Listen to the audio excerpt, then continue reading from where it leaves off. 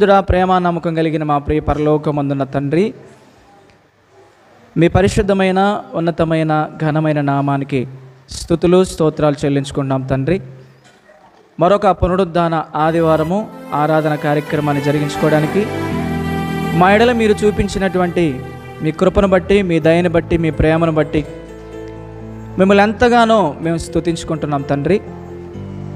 ఈ ఆరాధన కార్యక్రమానికి మీరు నడిపించినటువంటి మీ ప్రియులు, మా ఆత్మీయ బిడ్డలు, మా సంఘ బిడ్డలందరిని బట్టి మీకు స్తోత్రాలు చెల్లిస్తున్నాం ప్రభువా. మరి ఈ ఆరాధన కార్యక్రమాన్ని ప్రారంభ ప్రార్థనతో మేము ప్రారంభించుకొని ఇప్పటి వరకు అనేకమైనటువంటి పాటల ద్వారా నేను స్తుతించుకొని కొద్ది నిమిషాలు ప్రభువా నీ పిల్లలంగా నీ మాటలు వినడానికి ఇష్టపడుతూ ఉండగా మీ పిల్లలమైన మా అందరితో మీరు మాట్లాడండి. నీ మాటలు ప్రభువా నీ బిడ్డలు తెలియజేయడానికి నిలబడిన నేనైతే నిష్ప్రయోజకుడైన దాసుని ప్రభువా, ఏ జ్ఞానము లేనివాడిని నన్ను ఒప్పుకుంటున్నాను ప్రభా. తండ్రి, నా జ్ఞానమును మరుగు చేసి నీ జ్ఞానముతో నింపి నీ బిడ్డలైన వారికి, నీ ప్రజలైన వారికి అవసరమైనటువంటి మాటలు నా నోట పలికించమని ప్రార్థన చేస్తున్నాను ప్రభా. ఎదుటివారికి బోధించుచున్నటువంటి నేను బోధించి భ్రష్టున్నైపోకుండా బోధించినటువంటి బోధ ప్రకారంగా బ్రతికి అనేకులకు బోధించడానికి మీరు సహాయం చేయండి. మీ ప్రియులుగా, మా ఆత్మీయ బిడ్డలుగా తండ్రి, పదుల కొద్దీ, వందల కొద్దీ, వేల కొద్దీ ప్రసంగాలు విని విడిచిపెట్టి తమను తాము మోసపుచ్చుకునేవారుగా కాక వినిన వాక్య ప్రకారంగా జీవించే కృప మీ బిడ్డలకు కూడా దయచేయండి. విత్తబడిన ప్రతి మాట ప్రభా నీ పిల్లలమైన మా అందరి జీవితంలో అవి 30దంతులుగా, 60దంతులుగా, 100అంతులుగా అవి ఫలించి తగిన కాలమందు ఫలాలిచ్చేటటువంటి చెట్లుగా ఉండకు సహాయం చేయమని యేసు ప్రభువారి నామాన్నే ఈ ప్రార్థన మీకు సమర్పించి అడిగి వేడుకొని ప్రార్థించుకొనుచున్నాము తండ్రి, ఆమేన్. క్రీస్తునందు ప్రియమైన దేవుని బిడ్డలారా, సంఘముగా కూడి వచ్చిన మీ అందరికీ మరొకసారి మనందరి రక్షకుడైన యేసుక్రీస్తు ప్రభువారి పరిశుద్ధమైన నామంలోనే నా హృదయపూర్వకమైన ప్రేమ వందనాలు. ప్రియమైన దేవుని బిడ్డలారా, దేవుని యొక్క మహాకృపను బట్టి, దేవుని యొక్క దయను బట్టి ఏ పునరుద్ధాన ఆదివారము ఆరాధన కార్యక్రమాన్ని జరిగించుకోవడానికి దేవుడు మరలా మన ఎడల తన కృపను చూపించాడు. ప్రియులారా, ప్రతి ఆదివారం కూడా మనం అందరం కలిసి అపోస్తులుడైనటువంటి పౌలు గారు గలతీ ప్రాంతంలో ఉన్నటువంటి క్రీస్తు సంఘానికి ఆయన పత్రిక రాస్తున్నాడు. ఆ పత్రికలో 5వ అధ్యాయము 22వ వాక్యాన్ని మూలవాక్యంగా పెట్టుకొని అక్కడ ఉన్నటువంటి ఆత్మఫలమును గురించి మనం ధ్యానం చేసుకుంటూ ఉన్నాం. ఆ ఆత్మఫలములో 9 భాగాలు ఉన్నట్లుగా ఆ 9 భాగాలను ప్రియులరా ఒక్కొక్క వారము ఒక్కొక్క భాగాన్ని మనం ధ్యానం చేసుకుంటున్నాం కదా. అపోస్తులుడైన పౌలు గారు గలతీయులకు రాసినటువంటి పత్రిక 5వ అధ్యాయము ఒకసారి 22వ వాక్యం చదువుతారా? అయితే ఆత్మఫలము ఏమనగా ప్రేమ, సంతోషము, సమాధానము, దీర్ఘశాంతము, దయాళుత్వము, మంచితనము, విశ్వాసము, సాత్వికము, ఆశా నిగ్రహము. ఆత్మఫలములోనిటువంటి భాగాలు ఇవన్నీ కూడా. ఆత్మఫలములో ఎన్ని భాగాలు ఉన్నాయి? 9 భాగాలు ఉన్నాయి. ఈ 9 భాగాలలో ఉన్నటువంటి మాటలు ఇవన్నీ కూడా. మొదటిగా ప్రేమని, సంతోషమని, సమాధానమని, దీర్ఘశాంతమని, దయాళుత్వమని, మంచితనమని, విశ్వాసము అని, సాత్వికము అని, ఆశా నిగ్రహము అని. ఇదేంటయ్యా అంటే ప్రతి క్రైస్తవుడు, ప్రతి క్రైస్తవురాలు అనగా యేసు ప్రభువాన్ని గూర్చినటువంటి సువార్త విని విశ్వసించి మారు మనసు పొంది బాప్తిస్మము ద్వారా తమ పాపాలన్నీ క్రీస్తు రక్తములో కడిగి వేసుకొని ఆ క్రీస్తు సంఘములో సభ్యులుగా కొనసాగుతున్నటువంటి బాప్తిస్మము పొందుకున్న ప్రతి క్రైస్తవుడు, ప్రతి క్రైస్తవురాలు ఫలించవలసినటువంటి ఫలాలు ఇవి. ఆత్మఫలము లేదా మారు మనసు తగిన ఫలము లేదా వెలుగు ఫలము అని కూడా అంటారు. ప్రతి క్రైస్తవుడు, ప్రతి క్రైస్తవురాలు, దేవుని పిల్లలని చెప్పుకుంటున్న ప్రతి ఒక్కరు కూడా ఫలించవలసినటువంటి ఫలాలు ఇవన్నీ కూడా. ఏంటి ఆ ఫలాలు? ప్రేమ అనే ఫలాన్ని ఫలించాలి, సంతోషము అనే ఫలాన్ని ఫలించాలి క్రైస్తవులు, సమాధానం అనే ఫలాన్ని ఫలించాలి, దీర్ఘశాంతం అనే ఫలాన్ని కూడా ఫలించాలి, దయాళుత్వం అనే ఫలాన్ని మనం ఫలించేవారుగా ఉండాలి, మంచితనము అనే ఫలాన్ని మనం ఫలించాలి, విశ్వాసం అనే ఫలాన్ని కూడా ప్రియులారా మనం ఫలించే వారంగా ఉండాలి. అంతేకాదు సాత్వికం అనే ఫలాన్ని ఫలించాలి, చివరిగా ఆశా నిగ్రహం అనే ఫలాన్ని కూడా మనం ఫలించే వారంగా ఉండాలి. మరి ఫలిస్తున్నామా? దేవుడు ఫలించమన్నటువంటి ఈ ఫలాలను మనం ఫలిస్తున్నామా? ఫలాలు అనగానే ఏదో మనం తినేటటువంటి ఫలాలు అనుకోబాకండి. భౌతిక సంబంధమైన ఫలాలు దేవుడు మనకిచ్చాడు. ఆ భౌతిక సంబంధమైన ఫలాలను మనం అనుభవిస్తూ మంచి ఆరోగ్యాన్ని కలిగి మనం జీవిస్తూ ఆత్మ సంబంధమైనటువంటి ఫలాలను కూడా ఫలించాలని దేవుడు కోరుకుంటున్నాడు. ఈ ఫలాలు అనగానే ప్రియులారా, ఇవి దేవునికి ఉన్నటువంటి లక్షణాలు. చెప్పండి అమ్మా, ఈ ఫలాలు అనగా ఏంటి? దేవునికి ఉన్న లక్షణాలు.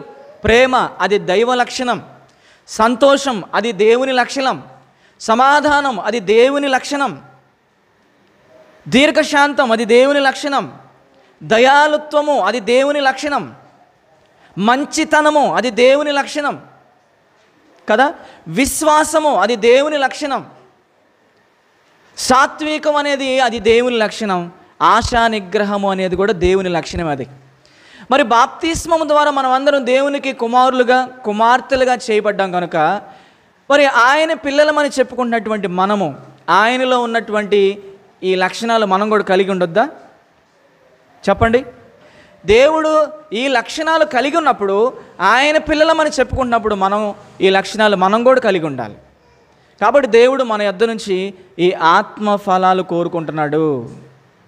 దేవుడు కోరుకున్న విధంగానే మనం ఈ ఫలాలను ఫలించి దేవునికి మనం ఇవ్వగలుగుతున్నామా అనేది నాకు నేనుగా పరిశీలన చేసుకుంటున్నాను. ప్రియులారా, మీకు మీరుగా పరిశీలన చేసుకోండి. ఈ ఆత్మ ఫలాన్ని గురించి ఒక్కొక్క ఆదివారం ఒక్కొక్క ఆత్మ ఫలాన్ని గురించి మనం ధ్యానం చేసుకుంటూ వచ్చాం. ఇప్పటికి ఎన్ని ఆత్మ ఫలాల గురించి మనం ధ్యానం చేసుకున్నాం? 6 ఆత్మ ఫలముల గురించి మనం ధ్యానం చేసుకున్నాం. ఈరోజు 7వ ఆత్మ ఫలాన్ని గురించి మనం ధ్యానం చేసుకోబోతున్నాం. ఏమండి, 7వ ఆత్మ ఫలాన్ని గురించి మనం ధ్యానం చేసుకోబోతున్నాం. ఏంటయ్యా ఆ ఆత్మఫలం అంటే ప్రియులారా? విశ్వాసము అనే ఆత్మఫలాన్ని గురించి ఈరోజు మనం అందరం కలిసి ప్రియులారా దేవుని పరిశుద్ధ గ్రంథమును ఆధారం చేసుకుని మనం అందరం ధ్యానం చేసుకుందాం. ఏమండి, మనం అందరం క్రీస్తుని బాప్తీసం ద్వారా ధరించుకున్నటువంటి క్రైస్తవులమైన మనం అందరం దేవుని పిల్లలమని చెప్పుకుంటున్న మనం అందరం ఫలించవలసినటువంటి ఫలాలలో విశ్వాసము అనేటటువంటి ఈ ఫలాన్ని కూడా మనం ఫలించేవారుగా ఉండాలంట. మరి విశ్వాసము అనే ఈ ఫలాన్ని మనం ఫలించగలుగుతున్నామా? ఎంతవరకు మనలో ఈ విశ్వాసం అనేది ఉందనేది ఎవరికి వారంగా మనం పరిశీలన చేసుకుందాం. ఈ వాక్యం ముగింపులోనికి వచ్చేలకే నిజంగా నేను విశ్వాసములోనే ఉన్నానా, విశ్వాసము లేనివాడిగా ఉన్నానా అర్థమైపోతుంది. కాబట్టి చాలా జాగ్రత్తగా ఈరోజు దేవుని వాక్యాన్ని మనం ఆలోచించేద్దాం. ఏమండి, ఈరోజు మన వాక్య ధ్యానాంశం ఏంటి? విశ్వాసము. ఈ విశ్వాసం అనే ఆత్మఫలాన్ని గురించి కొద్ది నిమిషాలు మనం క్లుప్తంగా ధ్యానం చేసుకోబోతున్నాం. ప్రియమైన దేవుని వల్ల అసలు ఇంతకీ విశ్వాసము అనే ఈ మాటకు అర్థం ఏంటో మనకు తెలియాలి. ఏమండి, విశ్వాసము అనే ఈ మాటకు అర్థం ఏంటి, ఈ విశ్వాసం అనే ఈ మాటకి డెఫినేషన్ ఏంటి అనేది మనకు తెలియాలి. విశ్వాసము అంటే ఏంటి అని మనం ఆలోచన చేసినప్పుడు ఒకసారి మీ చేతిలో ఉన్న పరిశుద్ధ గ్రంథాలన్నీ కూడా తెరచి అపోస్తులుడైన పౌలు గారు హెబ్రీలో ఉన్నటువంటి సంఘానికి రాస్తున్నటువంటి పత్రిక లేదా హెబ్రీలకు రాసినటువంటి పత్రిక 11వ అధ్యాయము 1వ వాక్యం చదవండి ఎవరైనా. అందరూ బైబిల్ తీయండి. అందరు తీసిన తర్వాత ముందుగా తీసిన వాళ్ళు స్పష్టంగా చదివి నాకు వినిపించండి. ఓకేనమ్మా? హెబ్రీ పత్రిక 11వ అధ్యాయము 1వ వాక్యము చదవండి. చూడండి, విశ్వాసం అంటే ఏంటో చెప్తున్నాడు ఇక్కడ మనకి. విశ్వాసం అనే ఈ పదానికి డెఫినేషన్ ఏంటి, అర్థం ఏంటో చెప్తున్నాడు. విశ్వాసమునున్నది నిరీక్షింపబడు వాటి యొక్క నిజస్వరూపము. విశ్వాసము అనున్నది నిరీక్షింపబడు వాటి యొక్క నిజ స్వరూపమును అదృశ్యమైనవి ఉన్నవనుటకు రుజువునై ఉన్నది అన్నాడు ప్రియమైన దేవుని వాళ్ళారా. ఏమండి అంటే విశ్వాసం అనున్నదంట నిరీక్షింపబడు వాటి యొక్క నిజస్వరూపము అన్నాడు. ఏమండి విశ్వాసం అనగా ఏంటంట? నిరీక్షింపబడు వాటి యొక్క నిజస్వరూపము. మనం దేనికోసం నిరీక్షిస్తున్నాం? ఒక విషయం, దేవుడు ఉన్నాడా? ఉన్నాడనేవాళ్ళు ఒకసారి చేయి చూపిండి. దేవుడు ఉన్నాడనేవాళ్ళు ఓకే, దేవుడు ఉన్నాడు, వెరీ గుడ్, మంచిది. దేవుణ్ణి ఎంతమంది చూశారు? దేవుణ్ణి చూశాననే వాళ్ళు చేయి చూపిండి. దేవుణ్ణి మనం ఎవరో చూడలేదు, దేవుడు కనిపించడు. దేవుడు కనిపించడు అయినప్పుడు కూడా మనం ఏమని నమ్ముతున్నాం? దేవుడు ఉన్నాడని నమ్ముతున్నాం. అవునంటారా? మంచిది. ఇంకా అదేవిధంగా పరలోకం ఎంతమంది చూశారు? పరలోకాన్ని ఎంతమంది చూశారు? పరలోకాన్ని మనం ఎవరూ చూడలేదు, కానీ పరలోకం ఉందని మనం నమ్ముతున్నాం. ఏమండి ఇంకా మనం ఆలోచన చేసినప్పుడు ప్రియులారా, నరకం ఎంతమంది చూశారు? నరకం ఎంతమంది చూశారు? నరకాన్ని మనం ఎవరూ చూడలేదు, కానీ నరకం ఉందని మనం నమ్ముతున్నాం కదా. ఇంకా మనం ఆలోచన చేసినప్పుడు ప్రియులారా, పరలోకములో ఎవరున్నారని మనం నమ్ముతున్నాం? దేవుడు ఉన్నాడని నమ్ముతున్నాం. దేవుడి కుడిపార్శ్వం ముందు యేసుక్రీస్తు ఉన్నాడని నమ్ముతున్నాం. కోటాను కోట్ల కెరూపులు, శరాపులు, దేవదూతలు ఉన్నారని నమ్ముతున్నాం. మనం చూసామా? చెప్పండి, ఎవరు చూశారు? దేవుణ్ణి ఎవరు చూశారు? ఏమండి పరలోకాన్ని ఎవరు చూశారు? నరకాన్ని ఎవరు చూశారు? పరలోకంలో ఉన్న దేవదూతలను ఎవరు చూశారు? సరే, దయ్యాన్ని ఎంతమంది చూశారు? దయ్యాన్ని చూసిన వాళ్ళు ఎంతమంది ఉన్నారు? దయ్యాన్ని కూడా మనం చూడలేదు, కానీ నమ్ముతున్నాం. దయ్యం ఉందని నమ్ముతున్నాం. అందుకని ప్రియులారా, ఇక్కడ మనం ఆలోచన చేస్తే విశ్వాసం అనున్నది నిరీక్షింపబడు వాటి యొక్క నిజస్వరూపమును అదృశ్యమైనవి ఉన్నవనుటకు రుజువై ఉన్నది. అదృశ్యమైనవి ఉన్నవనుటకు రుజువైంది అన్నాడు. రుజువైంది అన్నాడు అంటే ఏది అదృశ్యంగా ఉంది? ఎవరు అదృశ్యంగా ఉన్నారంటే దేవుడు అనగానే ఆయన అదృశ్యుడు, ఆయన కనిపించడు, కానీ అదృశ్యుడైనటువంటి దేవుడు ఉన్నాడని మనం నమ్ముతున్నాం. అది విశ్వాసం, అది నమ్మకం. దేవదూతలు మనకు కనిపించరు, కానీ దేవదూతలు ఉన్నారని నమ్ముతున్నాం మనం. అది విశ్వాసం, అది నమ్మకం. పరలోకం మనకు కనిపించదు, కానీ పరలోకం ఉందని నమ్ముతున్నాం. అది మన విశ్వాసం, అది మన నమ్మకం. నరకం అనేది మనకు కనిపించదు, కానీ అది ఉందని నమ్ముతున్నాం, విశ్వసిస్తున్నాం మనం. ఏమండి దేవదూతలు దయ్యము కనిపించదు మనకి, కానీ ఉందని మనం నమ్ముతున్నాం. ఏమండి దీనినే విశ్వాసము అంటారు, లేదా నమ్మకము అంటారు. ఏమంటారు చెప్పండి అమ్మా?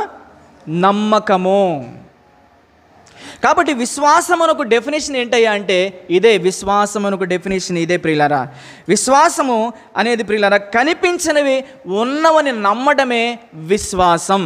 కనిపించినవి ఉన్నాయి అని నమ్మటమే విశ్వాసం. కనిపించని దేవుడు ఉన్నాడని నమ్మడం విశ్వాసం. కనిపించని దయ్యం ఉందని నమ్మడం విశ్వాసం. కనిపించని పరలోకం ఉందని నమ్మడం విశ్వాసం. కనిపించని దేవదూతలు ఉన్నారని నమ్మడం మన విశ్వాసం.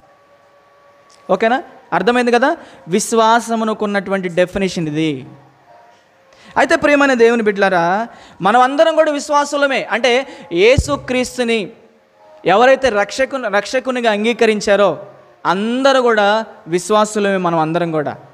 ఏమండి అయితే విశ్వాసులమైనటువంటి మన విశ్వాసము ఎలా ఉంది? విశ్వాసములో మన విశ్వాసంలో మనం వృద్ధి పొందుకున్నామా? విశ్వాసములో మనం బలహీనమైపోయామా అనేది ఎవరికి వారంగా ఈరోజు మనల్ని మనం పరిశీలన చేసుకోవాలి ప్రియులారా. మొదటిగా దేవుడి మీద మనం ఉంచినటువంటి ఈ విశ్వాసం ప్రియులారా, అది చెదరిపోయే అవకాశం ఉంది. విశ్వాసము బలహీనపడే అవకాశం కూడా మనకి ఉంది ప్రియులారా. విశ్వాసములో నుంచి మనం అవిశ్వాసులుగా మారేటటువంటి అవకాశం కూడా ఉంది.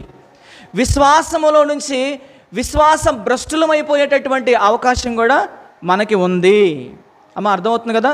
మనకున్నటువంటి విశ్వాసములో నుంచి చెదరిపోయే అవకాశం ఉంది. మనకున్న విశ్వాసము బలహీనమైపోయే అవకాశం ఉంది. మనకున్నటువంటి విశ్వాసము ప్రియులారా అవిశ్వాసంగా మారిపోయే అవకాశం ఉంది. అంతేకాదు విశ్వాసములో మనం భ్రష్టులు అయిపోయే అవకాశం కూడా ఉంది. లేదంటారా? చెప్పండి, లేదంటారా? ఉంది. విశ్వాసము చెదరిపోవచ్చు కొన్నిసార్లు. విశ్వాసంలో కొన్నిసార్లు మనం అవిశ్వాసులుగా మారిపోవచ్చు. విశ్వాసంలో కొన్నిసార్లు మనం నమ్మకంగా ఉండకపోవచ్చు. మన విశ్వాసంలో కొన్నిసార్లు విశ్వాస భ్రష్టులు కావచ్చు. ఏశావు ఏమైపోయాడంట? విశ్వాస భ్రష్టుడుగా మారిపోయాడంట ఏశావు. కాబట్టి విశ్వాసములో నుంచి చెదిరిపోయే అవకాశం ఉంది, బలహీనమయ్యే అవకాశం ఉంది, విశ్వాస భ్రష్టత్వంలోనికి వెళ్ళేటటువంటి అవకాశాలు ఎన్నైనా ఉన్నాయి ప్రియమైన దేవుని వాళ్ళు. కాబట్టి మీరు అవిశ్వాసులు కాకుండా ఉండాలంటే, విశ్వాసంలో బలహీనులుగా మీరు కాకుండా ఉండాలంటే, విశ్వాసములో మీరు చెదిరిపోకుండా ఉండాలంటే, విశ్వాస భ్రష్టులు మీరు కాకుండా ఉండాలి అని అంటే ప్రియులారా ఏం చేయాలి అంటే, మీకున్నటువంటి విశ్వాసాన్ని మీరు కాపాడుకోవాలి. ఏమండి, అర్థమవుతుందా? మీకున్న విశ్వాసాన్ని మీరు దాన్ని చాలా జాగ్రత్తగా కాపాడుకున్నప్పుడు ప్రియులారా మీలో ఉన్న విశ్వాసం చెదిరిపోదు. మీలో ఉన్న విశ్వాసం బలహీనం కాదు. మీలో ఉన్నటువంటి విశ్వాసము పోయి అవిశ్వాసములోనికి మీరు రారు, విశ్వాస భ్రష్టులుగా మీరు పారు. ఎప్పుడయ్యా అంటే మీలో ఉన్నటువంటి దేవుని మీదున్న ఆ విశ్వాసం, దేవుని మీదున్న ఆ నమ్మకాన్ని మీరు కాపాడుకున్నప్పుడు ప్రియులారా ఇలాగ మీరు కారు. కాబట్టి దేవుని మీద ఉన్నటువంటి విశ్వాసాన్ని మనం ఏం చేయాలి? కాపాడుకోవాలి. విశ్వాసాన్ని కాపాడుకోవాలి. దేవుని మీద ఉన్న నమ్మకాన్ని మనం కాపాడుకోవాలి. ఏమండి, సహజంగా మనం ఏ విషయంలో బలహీనమైపోతామంటే విశ్వాసంలో ప్రియమైన దేవుని వల్లరా ఒక మనిషికి కష్టాలు వచ్చినప్పుడు, ఒక మనిషికి సమస్యలు వచ్చినప్పుడు, ఒక మనిషికి బాధలు వచ్చినప్పుడు, ఒక మనిషికి శ్రమలు వచ్చినప్పుడు, ఏమండి ఇలా వచ్చినప్పుడు ప్రియులారా చాలా జాగ్రత్త పడాలి. మనకి కష్టాలు వస్తాయి, శ్రమలు వస్తాయి, బాధలు వస్తాయి, నిందలు వస్తాయి, అవమానాలు వస్తాయి, హేళనలు వస్తాయి. మనల్ని దూషిస్తారు, మనల్ని నిందిస్తారు, మన మీద చెడ్డగా అబద్ధముగా ఎన్నో మాటలు కల్పించి చెప్తారు, మనం పనికిరామంటారు, అవసరమైతే మనల్ని రాళ్లతో కూడా కొట్టి చంపే అవకాశం కూడా ఉంది. ఎందుకంటే యేసు ప్రభువే చెప్పాడు, చివరికి మన ఇంటి వాళ్ళు కూడా మనకి శత్రువులుగా మారే అవకాశం కూడా ఉంది. అది బైబిల్లో యేసు ప్రభువే చెప్పాడు ఆ విషయాన్ని. ఇలాంటి పరిస్థితులు మనకు తలెత్తినప్పుడు మన విశ్వాసము ఎలా ఉండాలి? స్థిరముగా ఉండాలి. మన విశ్వాసం ఎలా ఉండాలి? బలంగా ఉండాలి. మన విశ్వాసం ఎలా ఉండాలి? స్టాండర్డ్గా ఉండాలి. ఎవడు కదిలించినా కూడా కదిలించినటువంటి విశ్వాసం మనం కలిగి ఉండాలి. దేవునికి స్తోత్రం కలుగును గాక. మనకు శ్రమలు వచ్చినప్పుడు, మనకు బాధలు వచ్చినప్పుడు, మనకు సమస్యలు వచ్చినప్పుడు, మనకు శరీర బలహీనతలు వచ్చినప్పుడు, అనారోగ్య పరిస్థితులు వచ్చినప్పుడు, ఆర్థికపరమైన ఇబ్బందుల్లో మనం కూరుకుపోయినప్పుడు, ఆ ఇబ్బందుల నుంచి మనం లేవలేనప్పుడు కూడా మనం విశ్వాసములో నుంచి చెదిరిపోకూడదు. మనకున్న విశ్వాసంలో మనం బలహీనులం కాకూడదు. మనకున్న విశ్వాసంలో నుంచి మనం అవిశ్వాసులం కాకూడదు. మనకున్న విశ్వాసంలో నుంచి మనం విశ్వాస భ్రష్టులంగా కాకూడదు. ప్రేమని దేవుని బిడ్డలారా, ఇలాంటి శ్రమలు వచ్చినప్పుడే మనం విశ్వాసంలో తొలగిపోయే అవకాశం ఉంది. ఇలాంటి కష్టాలు వచ్చినప్పుడు విశ్వాసంలో తొలగిపోయే అవకాశం ఉంది. ఇలాంటి శోధనలు మనకు తలెత్తినప్పుడు ఆ దేవుడు లేడు, ఏమి లేడు, సంఘము లేదు, ఏమి లేదు, వాక్యము లేదు, ఏమి లేదు, సేవకుడు లేదు, ఏమి లేదు, ఏం చేశాడు దేవుడు నాకు, ఏమి ఇచ్చాడు దేవుడు నాకు, నేను ఎందుకు రావాలి సంఘానికి, నేను ఎందుకు వాక్యాన్ని వినాలి? దేవుడు లేడు, సంఘం లేదు, వాక్యం లేదు.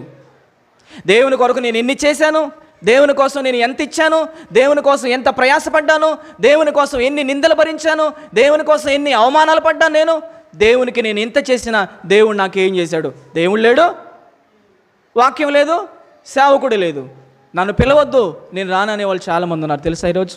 ఏమండి, ఒక విషయం గుర్తుపెట్టుకోండి, కష్టాలనేవి, సమస్యలనేవి, బాధలనేవి, శ్రమలనేవి, నిందలనేవి, అవమానాలనేవి నీకు రాకుండా, నాకు రాకుండా ఎవరికి వస్తాయి? ఆ దారిని పోయే పశువులకు వస్తాయా? ఎవరికి వస్తాయి?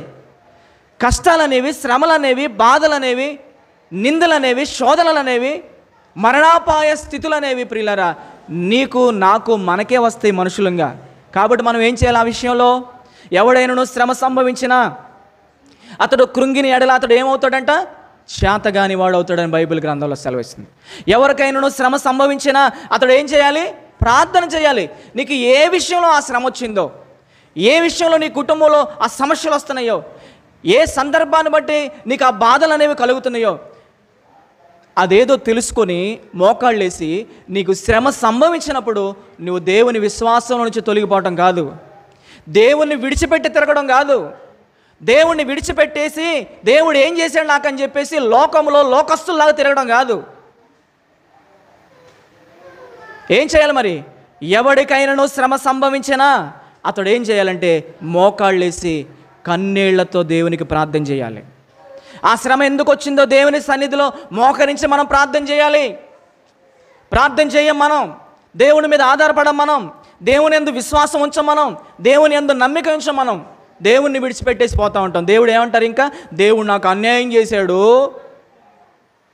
దేవుడు నాకు ద్రోహం చేశాడు, దేవుడు నన్ను చిన్న చూపు చూశాడు, దేవుడు నన్ను మరిచిపోయాడు అంటారు చాలామంది. ప్రియమైన దేవుని బిడ్డలారా, ఎప్పుడు మనం అలా దేవుని మీద నిందలు వేసేవారుగా ఉండకూడదు. కొన్ని కష్టాలు మనకు మనమే తెచ్చుకునే కష్టాలు ఉంటాయి. అవునా చెప్పండి? కొన్ని సమస్యలు మనకు మనమే తెచ్చుకునే అవకాశం ఉంది. కొన్ని బాధలు మనకు మనమే తెచ్చుకునే అవకాశం ఉంది. కొన్ని శ్రమలు మనకు మనమే తెచ్చుకునేటటువంటి అవకాశం ఉంది. మనం తెచ్చుకున్న శ్రమలను బట్టి, మనం తెచ్చుకున్న సమస్యలను బట్టి, మనం తెచ్చుకున్న బాధలను బట్టి, మనం తెచ్చుకున్న శ్రమలను బట్టి మనం దేవుని నిందిస్తే, దేవుని నామాన్ని దూషిస్తే, దేవుని సన్నిధిని, వాక్యాన్ని, దైవ సేవకులను కూడా విడిచిపెట్టి లోకంలో కలిసిపోతే అది ఎవరికి నష్టం? అది ఎవరికి నష్టం? ఇంకనూ ఎక్కువ శ్రమల్లోకి వెళ్ళిపోవడానికి కారణం అవుతుంది. ఇంకనూ కష్టాల్లోకి, సమస్యల్లోకి, శోధనలోకి, అప్పుల బాధల్లోనికి ఇంకా కూరిపోయే అవకాశం ఉంటుంది. ఎవడికైనా శ్రమ సంభవించినా అతడు ఏం చేయవలెను? మోకాళ్ళేసి దేవునికి ప్రార్థన చేయాలి. నీ సమస్య ఏంటో, నీ శోధన ఏంటో, నీ బలహీనత ఏంటో, నీ అప్పుల బాధలేంటో, నీ శరీరం సమస్యలు ఏంటో నువ్వు ఎవరికి చెప్పుకోవాలి? దేవుడికి చెప్పుకో. నాకు మొరపెట్టుమని నేను నీకు ఉత్తరం ఇస్తానని దేవుడు సెలవిచ్చాడు. తనకు నిజముగా మొరపెట్టువానికి యెహోవా సమీపముగా ఉన్నవాడు సెలవిచ్చాడు. ఎవరైనా నువ్వు బాధల్లో ఉన్నప్పుడు దేవునికి ప్రార్థన చేయమని బైబిల్ గ్రంథంలో ఉంది. ఆ బాధల్లో నుంచి ఆయన విడిపిస్తాడని కూడా బైబిల్లో ఉంది. దేవునికి స్తోత్రం కలుగును గాక. అలా చేయకుండా ఏదో నాకు శ్రమ కలిగింది, ఏదో నాకు సమస్య వచ్చింది, ఏదో నాకు బాధ కలిగింది, ఏదో నాకు ఇలాంటి ఆర్థికపరమైనటువంటి ఇబ్బందులని వెంటాడితేనన్నప్పుడు ఏం చేయాలి? మనం దేవుని మీద ఉన్న విశ్వాసాన్ని విడిచిపెట్టకూడదు. ఆ విశ్వాసంలో నుంచి మనం చెదిరిపోకూడదు. దేవుని మీద ఉన్న నమ్మకాన్ని విడిచిపెట్టకూడదు. మనం లోకంలో కలిసిపోయినంత మాత్రాన నీకు వచ్చిన శ్రమ పోద్దా? లోకంలో లోకస్తులుగా కలిసిపోయి తిరుగుతావు, నీకు వచ్చినటువంటి కష్టం తొలగిపోద్దా? నీకు వచ్చిన బాధ తొలగిపోద్దా? నీకు వచ్చినటువంటి వేదన తొలగిపోద్దా? మరీ ఇంకా నువ్వు కీడులోకి జోరిపోతావు. వచ్చినటువంటి కీడు కంటే మరీ ఎక్కువ కీడు జరగకుండా ఉండాలంటే ఏం చేయాలంటే, ఎవరికైనా శ్రమ సంభవించినా అతడు ఏం చేయవలెను? ప్రార్థన, ప్రార్థన, ప్రార్థన, ప్రార్థన. మీరు శోధనలో ప్రవేశించుకున్నట్లు మెలకువగా ఉండి ఏం చేయమన్నాడు దేవుడు? ప్రార్థన చేయండి.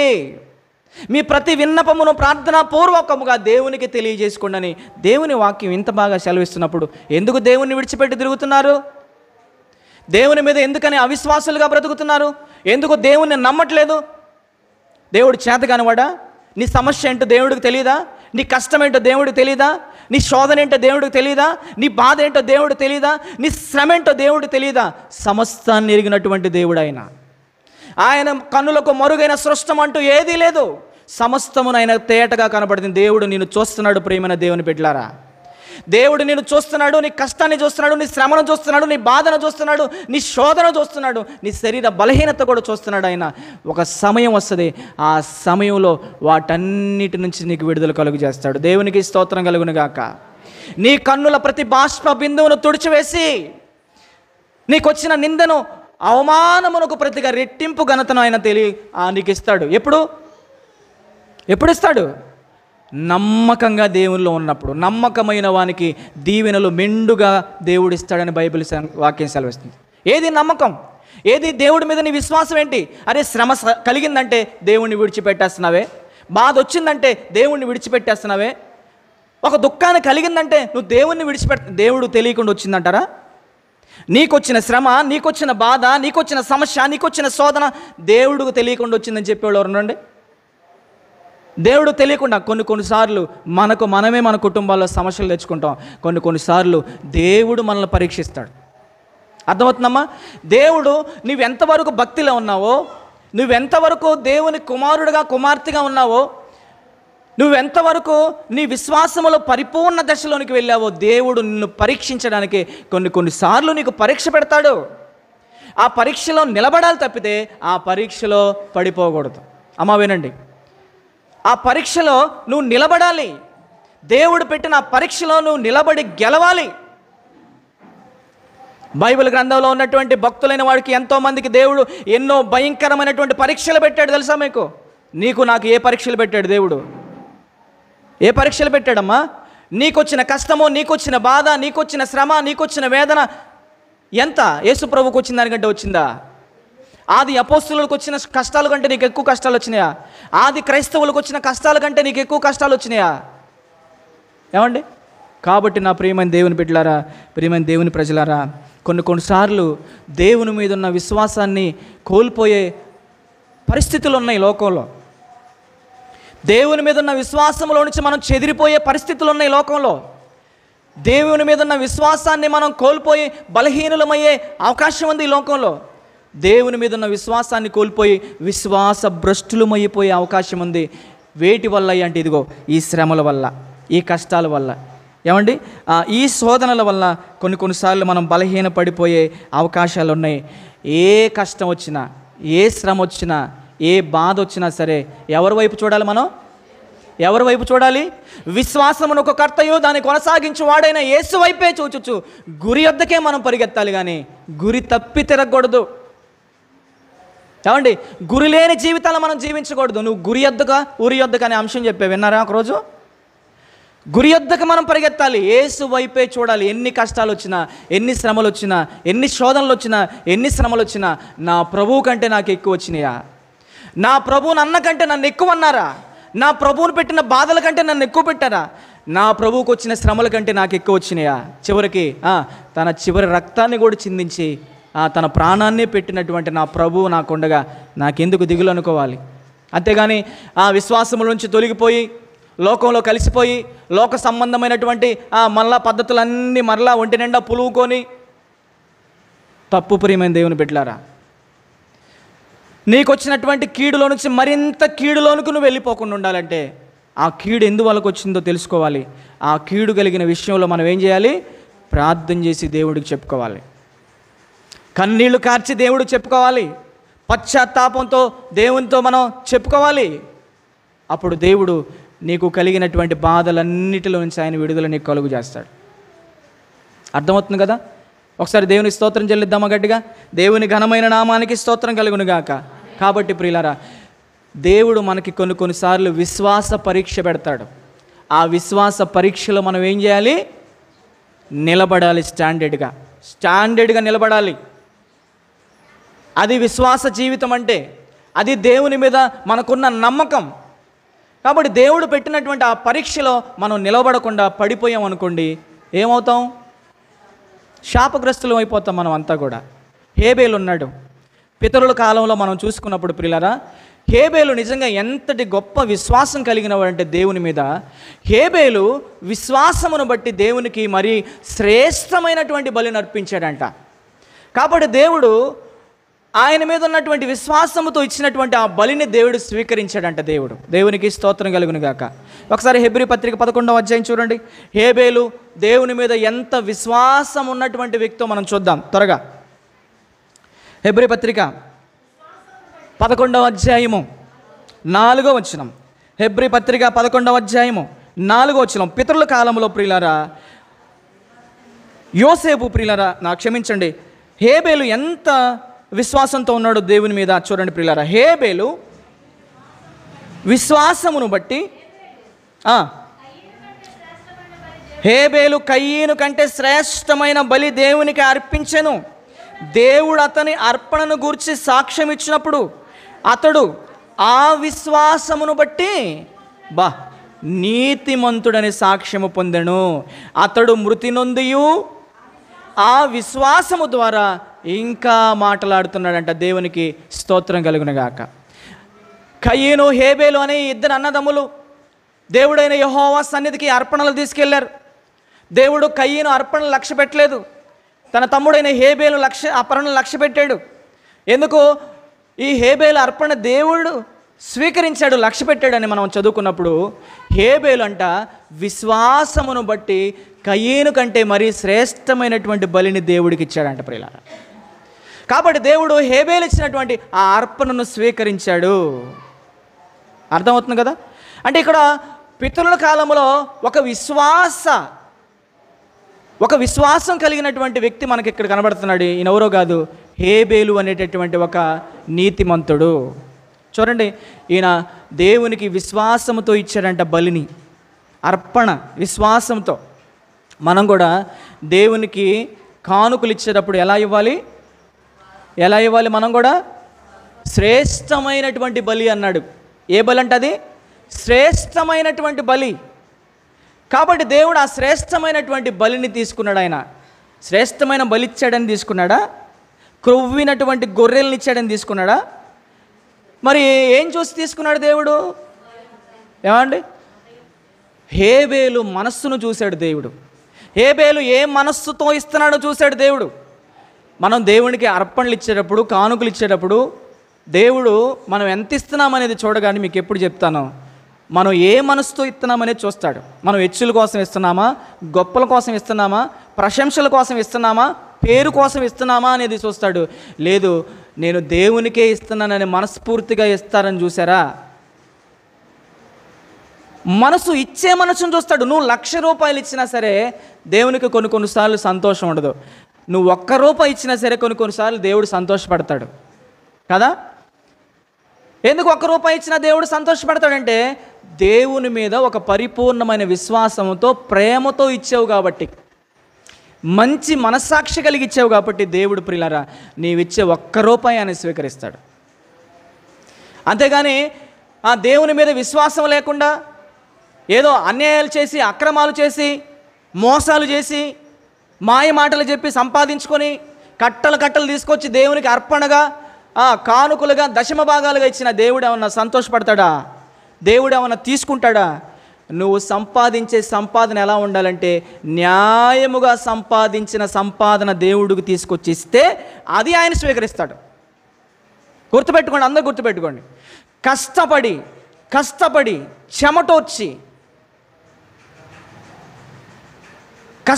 చెమటొచ్చి కాయ కష్టము చేసి కలువ గంజి తాగి అనారోగ్యాలు ఉన్న, ఆరోగ్యం లేకపోయినా ఎవరైతే కష్టపడి పని చేసుకొని తమ చేతుల కష్టార్జితాన్ని తీసుకొచ్చి దేవుడికి మొక్కుబడి కానుకలుగా, ప్రథమ ఫలములుగా, దశమ భాగములుగా, ప్రతిష్టార్పణములుగా ఇస్తారో అవి దేవునికి శ్రేష్టమైనటువంటి బహుమానాలు. దేవునికి స్తోత్రం కలుగును గాక. చెప్పాలి గట్టిగా, దేవునికి స్తోత్రం కలుగును గాక. మన కానుక ఎలా ఇస్తున్నాడో కూడా దేవుడు చూస్తాడు.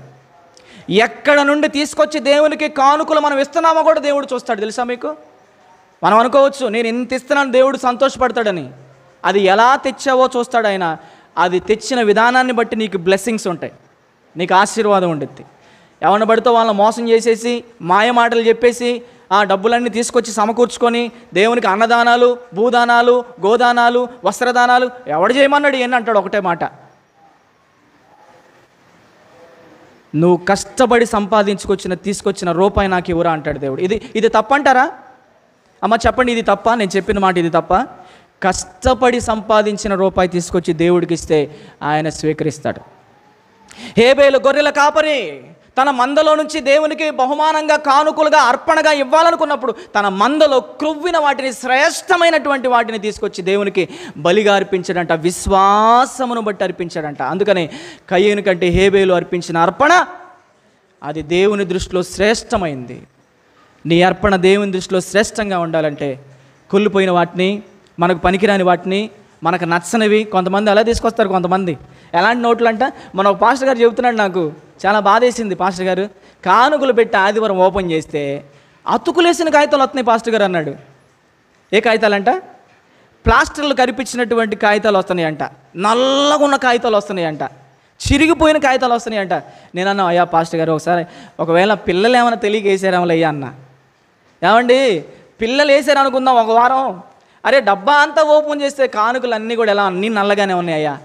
ఒక్క కాగితం కూడా పిల్లపిల్లలాడే కాగితం, ఒక్క కాగితం కూడా లేదయ్యా అంటే నాకు బాధేసింది. అమ్మో, నా సంఘ బిడ్డలు కూడా అలా ఉండాలని బాధేసింది. అమ్మ, మనం దేవుడికి ఇచ్చే కానుక అది శ్రేష్టమైన కానుక ఇవ్వాలి. కొంతమంది కానుకలు వేసేటప్పుడు గల్లుమంటాయి. మన పిల్లలకి గల్లుం అనేది చేపించామనుకోండి, చివరికి వాడు కూడా నేను వేసేటప్పుడు కానుక దేవునికి 1 రూపాయి గల్లుం అనేది వేయాలనుకుంటాడు వాడు. అలా కాదు, మనం చూపించినటువంటి మార్గాన్ని మన పిల్లలు నడుచుకుంటారు కాబట్టి శ్రేష్టమైన అర్పణ దేవుడికి ఇచ్చేవారుగా మనం ఉండాలి. విశ్వాసంతో దేవుడికి మనం ఇచ్చేవాళ్ళుగా ఉండాలి. మనకు పనికిరానివి, మన ఇళ్లలో తీసివేసినవి, కుళ్ళిపోయినవి దేవుడికి తేకూడదు. పాత నిబంధనలో దేవుడు ఎంత స్ట్రిక్ట్గా ఉన్నాడో తెలుసా? దేవుని సన్నిధికి అర్పణలు, నైవేద్యాలు తీసుకొచ్చే విషయంలో మచ్చలు గలవి, పొడలు గలవి, బలహీనమైనవి, కుష్టు గలవి. దాని అంకులు అంతేనా? పాత నిబంధనలో ఇశ్రాయేలు దేవుని సన్నిధికి అర్పణ తీసుకొచ్చేటప్పుడు దేవుడు ఎంత స్ట్రిక్ట్గా ఉన్నాడు? మచ్చలు గలవి, పొడలు గలవి, తీసివేసినవి, పనికిరానివి దేవుడు తెమ్మన్నాడు. బలికి చాలా సీరియస్గా ఉన్నాడు తెలుసా? దేవుడు చాలా సీరియస్గా ఉన్నాడు ఆయన. కాబట్టి నా ప్రియమైన దేవుని బిడ్డలారా, దేవుని సంగమా, మీ మేలు కోరి మాటలు చెప్తున్నాను. మీరు దేవునికి ఇచ్చే విషయంలో చాలా గొప్పగా ఉండాలి. ఎలాంటివి ఇవ్వాలి? బీద విధవరాలు ఎలా ఇచ్చిందంట? 2 కాసులే ఇచ్చింది. కానీ దేవుని దృష్టిలో అది చాలా గొప్పగా ఉంది. ఆమె ఎలాంటి మనసుతో ఇచ్చింది? మంచి మనస్సాక్షితో, దేవుని మీద ఉన్న విశ్వాసంతో తన జీవనం అంతా దేవునికి ఇచ్చేసిందంట. కొంతమంది గొనుక్కుంటా, సొనుక్కుంటా, అయ్యో ఇంత డబ్బులు ఇస్తే ఏమవుద్దో, ఇకపోతే ఏమైద్దో, ఇలా వేయకూడదు. సంతోషముగా ఇత్తు వారిని దేవుడు ఎంతగానో ప్రేమిస్తాడంట. దేవునికి స్తోత్రం కలుగును గాక. కడి చెప్పాలి, చెప్పండి ఒకసారి. దేవునికి స్తోత్రం కలుగును గాక. సంతోషముగా ఇచ్చేవారిని అంట దేవుడు ఎంతో గొప్పగా ప్రేమిస్తాడంట. నాకు ఇవ్వమని చెప్పట్లేదు మీకు. నా ప్రసంగాల్లో దశమ భాగాల గురించి, మొక్కుబడి కానుకల గురించి, ప్రథమ ఫలముల గురించి, డబ్బుల గురించినటువంటి ప్రసంగాలు ఎప్పుడైనా మీరు విన్నారా? 8 సంవత్సరాల్లో విన్నారా? అవసరం లేదు. మీకు తెలుసు, ఇవ్వాలని తెలుసు, మీరే ఇస్తారు. పదే పదే మేము జ్ఞాపకం చేసేది మీకేంటి? అంతేనా? మేము జ్ఞాపకం చేస్తేనే చెప్తున్నారు ప్రతి వారం. కాబట్టి డబ్బుల ప్రసంగం నేను చేశాను అనుకోండి, పాస్టర్ గారికి ఎక్కడో డబ్బు మీద ఆలోచన కలిగింది అంటారు. మాకెందుకు ఈ బాధ అంతా? కాబట్టి ప్రియులారా, విశ్వాసములో మనం వృద్ధి చెందాలి. విశ్వాసం అనే ఆత్మ ఫలాన్ని మనం ఫలించే వారంగా ఉండాలి. ఎలా ఉంది మన విశ్వాసం దేవుని మీద, ఎలా ఉంది మన నమ్మకం దేవుడి మీద అనేది మనల్ని మనం పరిశీలన చేసుకోవాలి. వెంటనే హెబ్రీ పత్రిక 11లో ఈ హేబేలు గురించిన తర్వాత మరొక విశ్వాస వీరుడు గురించి రాశాడు. చదవండి అక్కడ. హనోకు అనేటటువంటి విశ్వాస వీరుడు గురించి రాశాడు. చదువమ్మ. విశ్వాసమును బట్టి హానోకు మరణము చూడక కొనిపోబడెను. అతడు కొనిపోబడక ముందు దేవునికి ఇష్టుడై ఉండెను కనుక ఇష్టుడై ఉండెను అని సాక్ష్యం పొందాడంట. ఇప్పుడు ఈ మాట చదివే మాట చాలా ఇంపార్టెంట్. విశ్వాసము లేకుండా దేవునికి ఇష్టుడై ఉండుట అసాధ్యము. అసలు ఈ మాట నాకు చాలా నచ్చింది. దేవుని మీద పరిపూర్ణమైన విశ్వాసము లేకపోతే ఆయనకు మనం ఇష్టలుగా ఉండడం అది అసాధ్యం అంట. విశ్వాసం ఉందా మరి దేవుడి మీద? నా ఈ శ్రమలో నుంచి నన్ను దేవుడు విడిపించగలడు, నా ఈ సమస్యలో నుంచి దేవుడు నన్ను విడిపించడానికి ఆయన సమర్థుడు, నా ఈ కష్టాన్ని దేవుడు తొలగించగలడు, నా ఈ వేదనలో నుంచి దేవుడు నాకు ఆనందాన్ని మరలా దయచేయగలడు, నా ఈ ఆర్థికమైన ఇబ్బందుల నుంచి నన్ను విడిపించి నన్ను సమృద్ధిగా దీవించగలడు దేవుడని మనం దేవుణ్ణి నమ్మాలి. దేవుణ్ణి మనం నమ్మాలి. నేను ఎప్పుడు మీకు చెప్తాను, ఓడలు ఏమవుతాయంట? బళ్ళు అయిపోతాయి. బళ్ళు ఏమైపోతాయి? ఓడలైపోతాయి. గుర్తుపెట్టుకోండి. నేను నమ్మే విశ్వాసం ఇది దేవుని మీద. ఎప్పటికీ మన బ్రతుకులు ఇలానే ఉండవు. ఏదో ఒక రోజున దేవుడు ఎక్కడ నిలబెడతాడు తెలుసా? ఈ ఎత్తులో నిలబెడతాడు. నమ్మిన వారు దేవుని స్తోత్రం చెల్లించాలి, గట్టిగా క్లాప్స్ కొట్టి. ఇక్కడ నిలబెడతాడు. ఎప్పుడు ఇలానే ఉంటావు. మన కష్టాలు, మన శ్రమలు, మన బాధలు, మన నిందలు, మన అవమానాలు. ఒక రోజు వచ్చింది, ఆ రోజు దేవుడు నిన్ను, నీ నమ్మకాన్ని, నీ విశ్వాసాన్ని బట్టి ఎక్కడ నిలబెట్టాలో అక్కడ నిలబెడతాడు. అప్పుడు నువ్వు పడిన బాధ అంతా, ఆ ఆనందం అంతా ఏమైపోద్దిగా అన్నీ మర్చిపోతావు. అన్నీ మర్చిపోతావు. ఆ రోజు ఒక రోజు వస్తుంది. ఆ రోజు వచ్చిందాక ఎలా ఉండమన్నాడు దేవుడు? దేవుని బలిష్టమైన చేతుల క్రింద నీవు ఎలా ఉండాలి? దీన మనసు కూడా ఉండాలి. తప్పితే చేతుల కింద నుంచి బయటికి పోతే ఎట్టగా? దేవుడు నిన్ను హెచ్చించున్నట్లు ఆయన బలిష్టమైన చేతి క్రింద నీవు దీన మనస్కుడు, దీన మనస్కురాలై ఉండాలి. చేతుల క్రింద ఉండాలి. చల్లగా ఉంటాం. ఆయన చేతుల కింద ఉంటే మనం ఎప్పుడు చల్లగా ఉంటాం. ఆయన చేతుల కింద సురక్షితంగా ఉంటాం మనం. ఆయన చల్లని రెక్కల కింద మనకు ఆశ్రయము కలుగుతుంది. ఆయన చేతుల కింద ఉంటే ఎప్పటికైనా దేవుడు మనల్ని గొప్ప చేస్తాడు. ఎప్పటికైనా నేను గొప్ప స్థానంలో నిలబడతాడు. ఒకవేళ ఇప్పుడు నాకు ఈ బాధలేంటి, నాకు ఈ కష్టాలేంటి, నాకు ఈ శ్రమలేంటి అని నువ్వు అనుకోవచ్చేమో, కానీ వీటన్నిటిని తీసివేసే రోజు ఒక రోజు ఉంది. ఆ రోజు ఇంతకంటే ఎక్కువ సంతోషపడతాను. అవునంటారా కాదంటారా? నమ్మితే ఒకసారి గట్టిగా క్లాప్స్ కొట్టండి. తప్పనిసరిగా ఆ రోజు దేవుడు మీ అందరి జీవితాల్లో అనుగ్రహించును గాక. కాబట్టి ప్రియులారా, హానోకు కూడా విశ్వాసమును బట్టి ఆయన మరణమును చూడక ఆయన కొనిపోబడ్డాడంట. కింద రాయబడింది, విశ్వాసము లేకుండా దేవునికి ఇష్టలుగా ఉండటం మనం అందరం అసాధ్యం. దేవుని మీద ఒక పరిపూర్ణమైన, అచంచలమైన, స్థిరమైనటువంటి విశ్వాసం, నమ్మకం ఉండాలి మన మీద. లేకపోతే మనం దేవునికి ఇష్టలుగా మనం ఉండలేము. దేవునికి నీవు ఇష్టరాలుగా ఉండాలంటే దేవుని మీద ఉన్న విశ్వాసాన్ని, దేవుని మీద ఉన్న నమ్మకాన్ని నువ్వు కోల్పోవద్దు. ఆ విశ్వాసంలో నుంచి చెదిరిపోవద్దు. ఆ విశ్వాసంలో నువ్వు బలహీనుడు కావద్దు. ఆ విశ్వాసములో నుంచి విడిచిపెట్టి విశ్వాస భ్రష్టురాలివి కాకూడదు. విశ్వాస భ్రష్టుడువా, విశ్వాస వీరుడు అనే అంశం చెప్పి ఒకరోజు మీరు విన్నారా? విశ్వాస భ్రష్టులుగా మనం ఉండకూడదు, విశ్వాస వీరులుగా ఉండాలి. ఇదిగో విశ్వాస వీరుల జాబితా హెబ్రీ పత్రిక 11వ అధ్యాయం మీరు అంతా చదువుకోండి. వారు దేవుని మీద విశ్వాసం ఉంచినప్పుడు, దేవుని మీద నమ్మకం వచ్చినప్పుడు, దేవుడు వారిని విశ్వాసాన్ని పరీక్షించినప్పుడు ఆ పరీక్షలో ఎలా నిలబడ్డారో అక్కడ రాయబడింది. వాళ్ళకు పెట్టిన పరీక్షలు దేవుడు నీకు నాకేం పెట్టాడు? ఏమండి, నోవాకు పరీక్ష వచ్చింది. నోవాకు తన విశ్వాసాన్ని కాపాడుకున్నాడు. లోకమంతా విశ్వాసాన్ని కోల్పోయింది, కానీ నోవాహు మాత్రం తన విశ్వాసాన్ని కోల్పోలేదు. తెలుసా మీకు? లోకమంతా త్రాగి తిరుగుతున్నారు, నేను తాగి తిరుగుతాను. లోకమంతా ఎలాగో బ్రతుకుతున్నారు, నేను అలానే బ్రతుకుతున్నాను అనుకోలే. లోకమంతా ఒకవైపు ఉన్నా సరే నేను ఒక్కనే ఒకవైపు ఉంటాను అనుకున్నాడు. కాబట్టి అతడు దేవుని నమ్మాడు కాబట్టి అది అతనికి నీతిగా ఎంచబడింది. కాబట్టి ఆయన నమ్మికను బట్టి దేవుడు జలప్రళయంలో ఆయన చంపకుండా తనను బట్టి తన 3 కోడల్ని, కొడుకుల్ని, భార్యని రక్షించాడు. విశ్వాసం, దేవుని మీద ఉన్న అచంచలమైన విశ్వాసం, దేవుని మీద నమ్మకం. లోకమంతా నమ్మకం కోల్పోయింది దేవుడి మీద. సర్వ శరీరులు తమ తమ మార్గములను ఏం చేసుకున్నారంట? చెడిపి వేసుకున్నారు. కానీ ఆయన మార్గాన్ని మాత్రం దేవుని మీద నుంచి చెరిపి వేసుకోవాలి. మరి చిన్న కష్టం వచ్చిందని, చిన్న బాధ వచ్చిందని, చిన్న శ్రమ వచ్చిందని లోకంలో కలిసిపోతే అలా లోకస్తుల వలె. లోకం వేరు, నువ్వేరు నాయన. లోకం వేరు, నువ్వేరు. నువ్వు వెలుగు, లోకం చీకటి. మళ్ళా చీకటిలోకి వెళ్ళిపోతానంటే ఎలాగా? మరీ చీకటిలోకి వెళ్ళిపోతావు. ఇంకంతే. మరింత కీడు మనకు సంభవించకముందే మనం చాలా జాగ్రత్త పడాలి. హానోకు గురించి చూసాం, నోవాహుని గురించి చూసాం. లోకమంతా పాడైపోయినా కూడా తను మాత్రం తన విశ్వాస జీవితాన్ని విడిచిపెట్టల. తను మాత్రం దేవుని మీద ఉన్న నమ్మకాన్ని కోల్పోలేదు, తన విశ్వాసాన్ని చెరిపి వేసుకోలేదు. ఆయనలో ఉన్న విశ్వాసాన్ని బట్టి దేవుడు జలప్రళయములో నుంచి తన కుటుంబాన్ని ఆయన రక్షించాడు. ఆగాలి, ఎదురు చూడాలి. దేవుడు మనల్ని పరీక్షిస్తున్నప్పుడు, విశ్వాస పరీక్ష దేవుడు మనకు పెడుతున్నప్పుడు ఆ విశ్వాస పరీక్షలో మనం నిలబడాలి. నిలబడతామా పడిపోతామో చూస్తాడు. తెలుసా మీకు? నా బిడ్డలు నిలబడతారా పడిపోతారా? ఏం పెట్టాడు నీకు నాకు విశ్వాస పరీక్షలు? వాస్తవం చెప్పాలంటే భక్తులు పెట్టిన పరీక్షలు ఏం పెట్టాడు మనకి? కింద మరలా నోవాహు తర్వాత కింద మరలా మరొక భక్తుడు, విశ్వాస వీరుడు గురించి రాశాడు. అతడే అబ్రహాము కదా. చదవండి, అబ్రహాం గురించి చదవండి. అక్కడ హెబ్రీ పత్రిక 11లో ఎన్నో వచనం? 8వ వచనం. అబ్రహాము పిలువబడినప్పుడు విశ్వాసమును బట్టి ఆ పిలుపునకు లోబడి తాను స్వాస్థ్యముగా పొందనయున్న ఆయన స్వాస్థ్యముగా పొందబోచున్న ప్రదేశమునకు బయలు వెళ్ళానంట.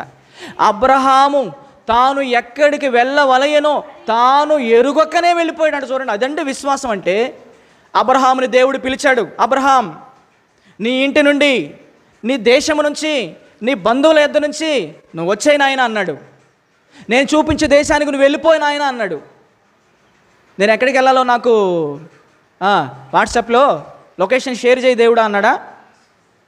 నేను ఎక్కడికి వెళ్ళాలో, ప్లేస్ ఎలా ఉంటుందో, అక్కడ వాతావరణం ఎలా ఉంటుందో, ఆడ పంటలు ఎలా ఉంటాయో, అక్కడ భూమి సారవంతమైందా సారవంతం లేదా, నేను అసలు ఎక్కడికి వెళ్ళాలి, నువ్వు ఎవరు అని అడిగాడా?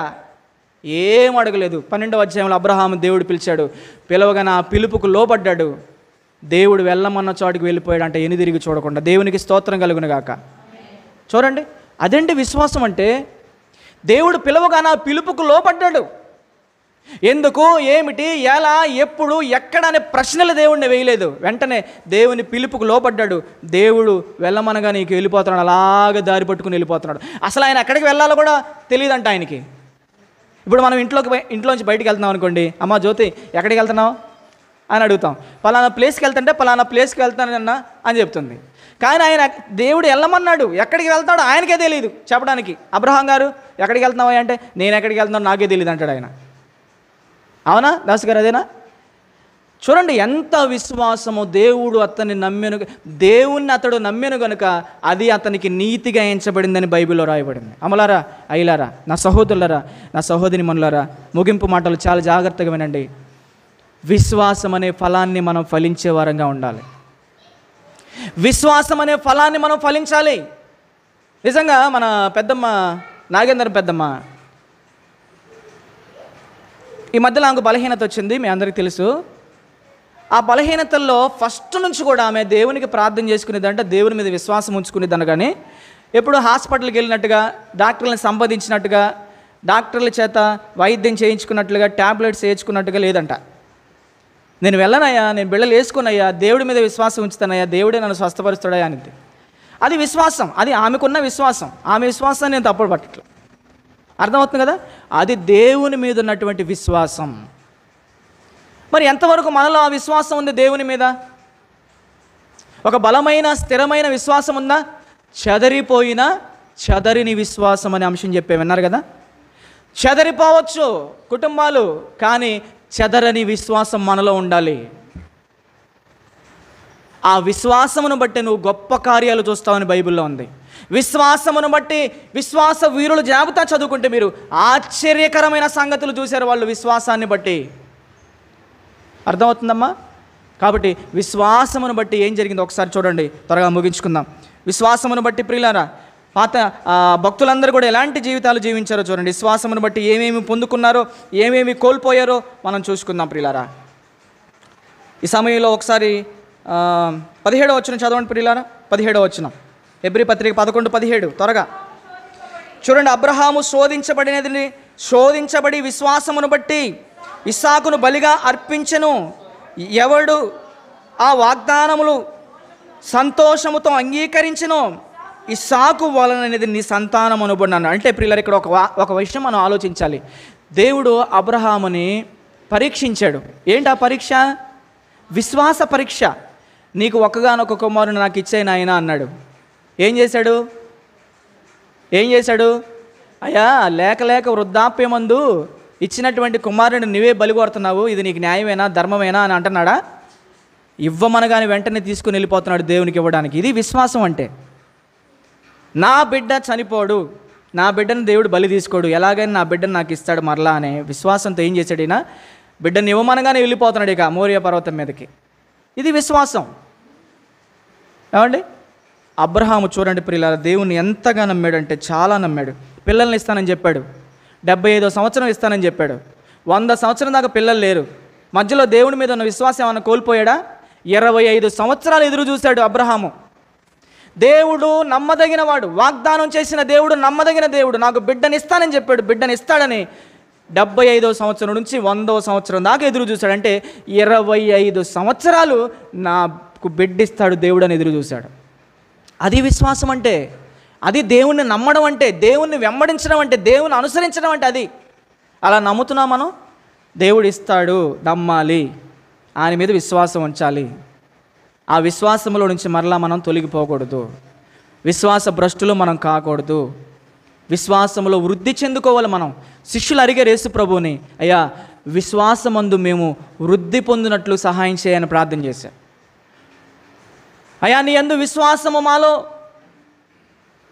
బలముగా స్థిరముగా ఉండడానికి, విశ్వాసాన్ని వృద్ధి పొందించుకోవడానికి మాకు సహాయం చేయని ప్రార్థన చేశాడు.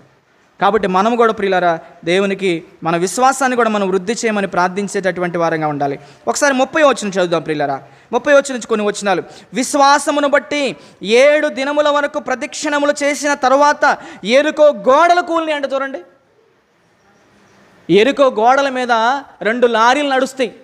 అంత వెడల్పు గోడలవి. ఎరికో చుట్టూ ప్రాకారాలు, ఒక లారీ ఎదురొస్తే ఒక లారీ ఇలా వెళ్ళిపోద్ది, అంత వెడల్పు కలిగినటువంటి ప్రాకారాలు అవి వాళ్ళు కట్టుకున్నారు ఆ రోజు. అయితే ఇశ్రాయేలు సమాజం అంతా కూడా ప్రియులారా విశ్వాసమును బట్టి 7 దినముల వరకు ప్రదక్షిణములు చేసిన తర్వాత ఎరికో గోడలు కూడా కూలిపోయిన చూడండి. విశ్వాసములో అంత శక్తి ఉంది. ఎరికో గోడలే కూలిపోయినాయి అంటే చూడండి ప్రియమైన దేవుని వల్లరా. నీ కుటుంబంలో నీ సమస్యల్లో కూడా ఎరికో గోడల లాంటి సమస్యలు ఉన్నా, ఎరికో గోడల లాంటి శోధనలు ఉన్నా, ఎరికో గోడల లాంటి కష్టాలు ఉన్నా సరే, ఇదిగో దేవుని మీదున్న నీకున్నటువంటి విశ్వాసమును బట్టి ఎరికో గోడ లాంటి సమస్యలన్నీ కూడా యేసు నామములో కూలిపోతాయి తెలుసా. దేవునికి స్తోత్రం కలుగును గాక. విశ్వాసం దేవుని మీద నీకు నాకు మనందరికీ ఉండవలసినటువంటి నమ్మకం అది. తర్వాత కింద మనం చదివితే ప్రియులారా 31వ వచనం, విశ్వాసమును బట్టి రాహాబను వేశ్య వేగులు వారిని సమాధానముగా చేర్చుకునినందున అవిధేయులతో పాటు నశింపకపోయేనో. రాహాబ్ అనే ఒక వేశ్య దేవుని యందు విశ్వాసం ఉంచింది. అసలు నిజమైన దేవుడు ఎవరో కూడా తెలియకుండా ఆమె ఆ దేవుని యందు విశ్వాసం ఉంచింది. యెహోవా దేవుని యందు తెలుసుకొని ఆమె ఏం చేయబడిందంటే వేగులు వారిని దాచిపెట్టుట వలన ఆ ఎరికో పట్టణం నాశనం చేయబడుచున్నప్పుడు ఆ నాశనములో ఆమె కుటుంబం ఆమె నాశనం కాకుండా దేవుడు ఆమెను కాపాడాడు. దేనిని బట్టి? ఆమెలో దేవుని మీద ఉన్న విశ్వాసాన్ని బట్టి. ఈరోజు చరిత్రలో నిలిచిపోయింది ఆమె. క్రీస్తు వంశావళిలోనే ఆమె పేరు రాయబడింది. ఇశ్రాయేలులో పాలెం వెదుట తర్వాత చక్కగా పెళ్లి చేసుకుని వారి ముందే ఆమె కుటుంబాన్ని కొనసాగించింది. ఆమె ఒక వేశ్య, రాహాబ్ అనేటటువంటి వేశ్య. విశ్వాసమును బట్టి ఆ ఎరికోలో వచ్చినటువంటి ఆ భయంకరమైన ఆ తెగుళ్ళ ఉగ్రతలో ఆమె నశించిపోలేదు. ఏమంటే కింద ఇంకా చూడండి ఎవరి గురించి చెప్పాడు. 32, ఇకను ఏమి చెప్పుదును, గిద్యోను, బారాకు, సంసోను, యోప్తా, దావీదు, సమూయేలను వారిని గూర్చి ప్రవక్తలను గూర్చి వివరించుటకు సమయం చాలదన్నాడు. చూడండి వీళ్ళందరూ ఎవరయ్యా అంటే విశ్వాస వీరులు వీళ్ళంతా. అమ్మ వింటున్నారా? నిద్రపోతున్నారా? దేవునికి స్తోత్రం కలుగును గాక. ఇంక ముగించేస్తున్నాను నేను. దేవునికి స్తోత్రం కలుగును గాక. వీళ్ళంతా కూడా ప్రియులరా విశ్వాస వీరులు. వీరురాలని ఎప్పుడు అంటాం చెప్పండి? యుద్ధములో ప్రాణాలకు తెగించి ప్రాణాలకు పణంగా పెట్టి యుద్ధాన్ని గెలిపించినప్పుడు ఏమంటారంటే వీరులురా అంటారు. లేదా ఆ యుద్ధంలో చనిపోయారు అనుకోండి ఏమంటారు? వీరమరణం పొందారా అంటారు కదా. మరి విశ్వాసంలో వీరులు అనాలి అని అంటే మనల్ని ఎప్పుడు వీరులు అవుతాం? ఎప్పుడు అవుతామండి రే గారు? ఎప్పుడు అవుతాం మనం? విశ్వాసమందు బలముగా స్థిరముగా ఉన్నప్పుడు విశ్వాస వీరులు అవుతాం మనం. కాబట్టి విశ్వాస వీరుల జాబితాలో నీవు నేను కూడా ఉండాలని దేవుడు కోరుకుంటున్నాడు. 33వ వచనం, వారు విశ్వాసము ద్వారా రాజ్యములను జయించిరి, నీతి కార్యములను జరిగించిరి. ఒక విషయం గుర్తుపెట్టుకోండి, దేవుని మీద విశ్వాసం నమ్మకం ఉన్నటువంటి వ్యక్తి ఏం చేస్తాడు తెలుసా? నీతి కార్యాలు చేస్తాడు కానీ దుర్నీతి కార్యాలు చేయడు. ఉందా అక్కడ మాట? ఆ మాట ఉందా? దేవుని మీద విశ్వాసం ఉన్నవాడు, దేవుని నమ్మినటువంటి వ్యక్తి దుర్నీతి కార్యాలు చేయడు, నీతి కార్యాలు చేస్తాడని బైబిల్లో ఉంది. చదువు తల్లి ఆ మాట చదువు. 33వ వచనం, వారు విశ్వాసము ద్వారా రాజ్యములను జయించిరి, నీతి కార్యములను జరిగించిరి. దేవుని యందు నమ్మిక విశ్వాసం ఉంచిన వాడు ఎప్పుడు కూడా నీతి కార్యాలే చేస్తాడు కానీ దుర్నీతి కార్యాలు చేయడు. నీతి కార్యాలు చేస్తూ సంతోషపడతాడు కానీ దుర్నీతి కార్యాలు చేస్తూ సంతోషపడడు. వాడు అసలుకి విశ్వాసే కాదు అలాంటి కార్యక్రమాలు చేస్తే. వాడు ఒక పిచాచి. ఎవరు చెప్పండి? విశ్వాసకి వ్యతిరేకం ఎవరు? పిచాచి. పిచాచులుగా ఉండాలని కోరుకోవట్ల దేవుడు. మనం నిజమైనటువంటి విశ్వాసులుగా ఉండాలని దేవుడు కోరుకుంటున్నాడు ప్రియులారా. ఏమండి? వాగ్దానములను పొందిరి విశ్వాసము ద్వారా సింహములు నోళ్లను మూసిరి, విశ్వాసము ద్వారా అగ్ని బలమును చల్లార్చిరి, విశ్వాసము ద్వారా ఖడ్గ దారాలను తప్పించుకొనిరి, విశ్వాసము ద్వారా బలహీనులుగా ఉండి బలపరచబడిరి, యుద్ధములో పరాక్రమశాలులైరి, అన్యుల సేనలను పారద్రోలిరి. 35వ వచనం, స్త్రీలు విశ్వాసము ద్వారా మృతులైన తమ వారిని పునరుద్ధానము వలన మరలా పొందిరి. కొందరైతే వారు మరీ శ్రేష్టమైన పునరుద్ధానము పొందగోరి విడుదల పొందనొల్లక యాతన పెట్టబడిరి. 36వ వచనం, మరికొందరు విశ్వాసము, దేవుని మీద విశ్వాసముతో చూడండి, తిరస్కారములను, కొరడా దెబ్బలను, మరి బంధకములను, ఖైదును అనుభవించిరి, రాళ్లతో కొట్టబడిరి. దేవుని మీద విశ్వాసం ఉంటే వచ్చే కష్టాలు ఇవన్నీ. దేవుని మీద విశ్వాసం, దేవుని మీద నమ్మకంతో మనం బ్రతుకుతున్నప్పుడు మనకి ఇలాంటి కష్టాలు వస్తాయి. ఏం చేయబడ్డారంటే వాళ్ళు, కొందరు తిరస్కారములను, కొరడా దెబ్బలను, బంధకములను, ఖైదును అనుభవించిరి, రాళ్లతో కొట్టబడి, రంపాలతో కోయబడ్డారు. రాళ్లతో కొట్టబడ్డా, రంపాలతో కోయబడ్డా, తిరస్కరించబడినా, వెలివేయబడినా, దూషించబడినా కూడా విశ్వాసముల నుంచి చెదిరిపోలా తెలుసా? ఏమండి? తర్వాత శోధించబడిరి, ఖడ్గముతో చంపబడిరి, గొర్రె చర్మములను, మేక చర్మములను వేసుకుని దరిద్రులయ్యుండి శ్రమపడి హింస పొందుచు అడవులలోను, కొండల మీదను, గుహలలోను, సొరంగములలోను తిరుగులాడుచు సంచరించిరి. అట్టి వారికి ఈ లోకము యోగ్యమైనది కాదు. దేవునికే స్తోత్రము కలుగునుగాక. ఒక్క విషయం చెప్తాను, నేను నీతిగా బ్రతకాలనుకునే వాడికి ఈ లోకం అసలు యోగ్యమైనది కాదు. ఆడు బ్రతకలేడు, బ్రతకాలనుకున్న లోకం బ్రతకనివ్వదు. అది నేను నేర్చుకున్న పాఠం. ఇలాగ బ్రతికేటటువంటి వ్యక్తులకి ఈ లోకము యోగ్యమైనది కాదంట. చూడండి ప్రియులారా, అబ్బా ఎంత మంచి మాటలండి. వీరందరూ తమ విశ్వాసము ద్వారా సాక్ష్యము పొందిన వారైనను మనము లేకుండా సంపూర్ణులు కాకుండా నిమిత్తము దేవుడు మన కొరకు మరి శ్రేష్టమైన దానిని ముందుగా స్థిరపరిచెను గనుక వీరు వాగ్దాన ఫలము అనుభవింపలేదు. మనం వెళ్తేనే ప్రేమ దేవుని వల్లరా. చెప్పాలంటే ఎన్నో మాటలు ఉన్నాయి బైబిల్లో. ఒక్కొక్క సందర్భం ఒక్కొక్క వ్యక్తిని ఆలోచింపజేస్తుంది. అంత అద్భుతమైనటువంటి విశ్వాస వీరులు ఉన్నారు బైబిల్లో. చూడండి ఎంత మంచి మాటలు కదా. అన్నీ మూసేసేయండి, ఇంకా అన్నీ మూసేసేయండి. చూడండి ప్రియులారా, ఎంత మంచి మాటలు. విశ్వాసం, మన విశ్వాసంలో ఏ పరిధిలో ఉన్నాం, మన విశ్వాసంలో ఏ స్టేజ్లో ఉన్నామనేది మనలో మనం ఎవరికి వారుగా. ప్రియులారా, మీకు వాక్యం చెబుతూ నాకు నేను పరీక్ష చేసుకుంటున్నాను. హెబ్రీ పత్రికలో పౌలు గారు అంటాడు, ప్రతివాడు తమను తాము ఏం చేయాలంట? పరీక్షించుకోవాలి. ప్రతివారు తమ విశ్వాసమును గురించి తమను తాము పరీక్షించుకోవాలి. ఇదిగో దేవుని మీద నా విశ్వాసం ఎంత ఉంది, దేవుని మీద నా నమ్మకం ఎంతవరకు ఉంది, నేను దేవుని మీద ఆధారపడగలుగుతున్నానా, దేవుణ్ణి ఆశ్రయించి ఆయన నివాస స్థలముగా, ఆయనే నాకు నివాస పురముగా నేను చేసుకోగలుగుతున్నానా, దేవుని మీద పరిపూర్ణమైన నమ్మకం ఉంచానా, మనుషుల్ని ఆశ్రయిస్తున్నానా, మనుషుల్ని నమ్ముకుంటున్నాను అనేది ఎవరికి వారుగా మనం పరిశీలన చేసుకోవాలి. ఎవరి వైపు చూడొద్దు. మనం మనుషుల వైపు చూస్తే పడిపోతాం. ఎవరి వైపు చూడాలి? మనుషుడు నీతిమంతుడు లేడు, ఒక్కడు లేడు. ఎవడు నీతిమంతుడు? మనం ఎవరిని చూద్దాం, ఎవరిని మాదిరిగా పెట్టుకుందాం? ఎవరిని మాదిరిగా పెట్టుకోవద్దు.